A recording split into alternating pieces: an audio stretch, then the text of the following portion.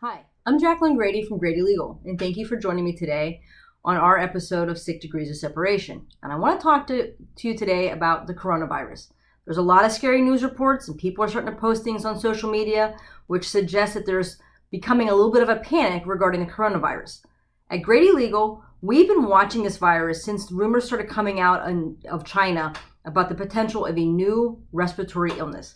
And we were monitoring it because one of the things that we do here at Grady Legal is help employers and individuals with their healthcare benefits and how to manage healthcare costs. So when there's a potential for an epidemic or a pandemic, we understand that there may be a significant influence on our local community.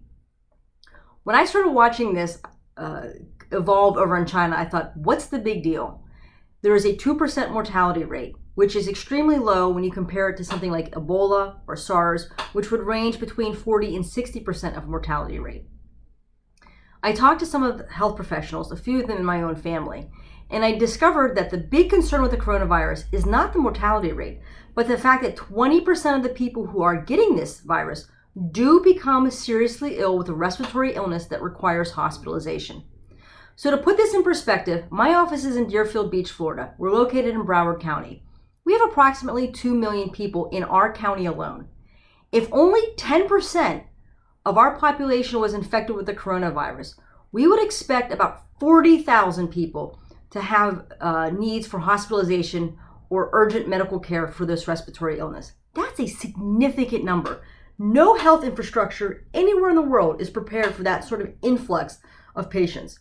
Because in addition to that 40,000, you also have people still having heart attacks and strokes and having other medical issues that they need attention to.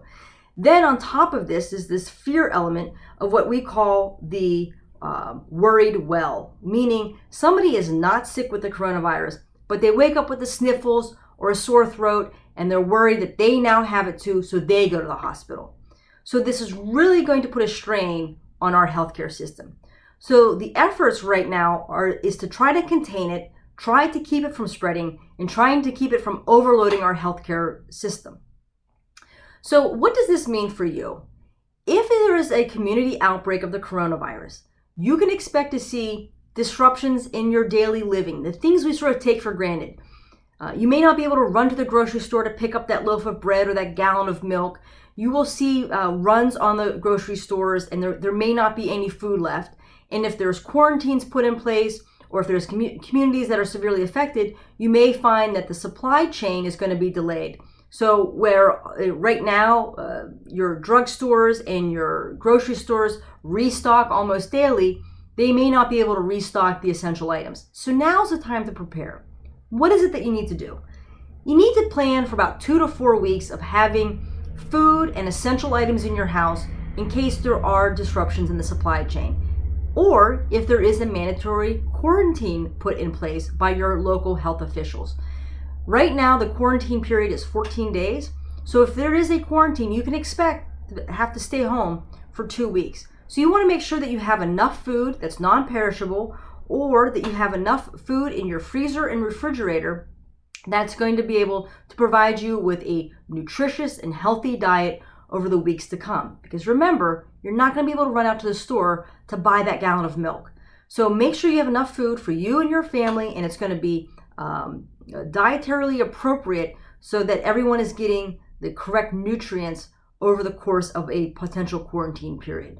Other things to take into consideration, paper goods, toilet paper, paper towels, napkins, Kleenex, the things, again, that we take for granted that we can just run to the corner drugstore and pick up, but we're not going to be able to do that if we're not allowed to leave our houses.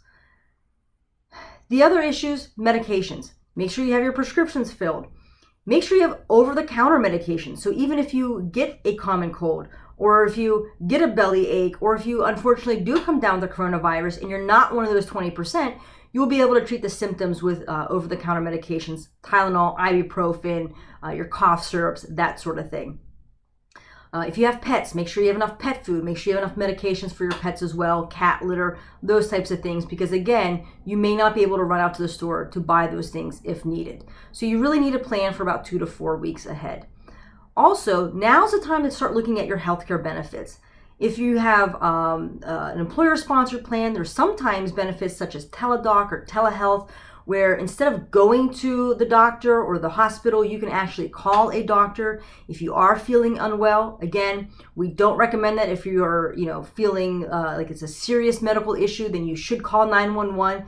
And certainly, I'm not a doctor, so this does not replace medical advice, but I'm just letting you know what your options are, so that if you don't want to leave your house, or if you're unable to leave your house, you may actually have benefits where you can get some medical care and be seen or be heard at least by a doctor. I know there's some apps out there where you can actually speak face to face through a video app with a doctor or a personal or a physical therapist, something along those lines.